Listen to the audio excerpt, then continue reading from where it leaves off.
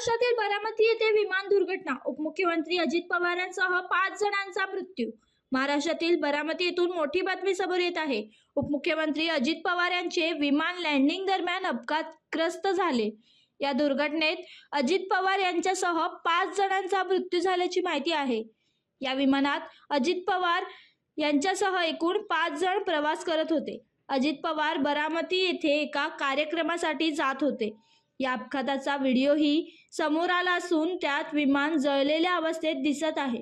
बारामतीतील झालेल्या या विमान अपघाताबाबत नवीन माहिती समोर आली आहे। विमानात उपमुख्यमंत्री अजित पवार यांच्यासह त्यांचा एक PSO, एक अटेंडंट आणि 2 क्रू मेंबर होते। लँडिंग दरम्यान तांत्रिक बिघाड झाल्यामुळे हा अपघात झाल्याचे सांगितले जात आहे। या अपघातात सर्वांचा मृत्यू झाला आहे। घटनास्थळावरून समोर आलेले व्हिडिओ अत्यंत भयावह आहेत। त्यामध्ये अजित पवार यांचे विमान पूर्णपणे जळून खाक झाल्याचे दिसते। घटनास्थळी अनेक रुग्णवाहिका दाखल झाल्या असून पोलीस आणि प्रशासनही तत्काळ पोहोचले आहे।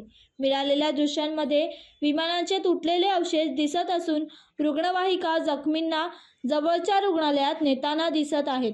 आपत्कालीन लँडिंग का करावी लागली याबाबत अधिक माहितीची प्रतीक्षा आहे। राज्यात सध्या जिल्हा परिषद निवडणुका सुरू असून अजित पवार आज बारामतीत विविध ठिकाणी जाहीर सभा घेणार होते। विमान अपघाताचे नेमके कारण काय याचा तपास नागरिक विमान वाहतूक महासंचालनालय DGCA करणार असल्याची शक्यता आहे। लँडिंग दरम्यान कोणता तांत्रिक बिघाड झाला होता का याची चौकशी केली जाईल। सूत्रांच्या माहितीनुसार विमानातील काही कर्मचारी आणि सुरक्षा रक्षकांना किरकोळ दुखापत झाल्याची माहिती आहे।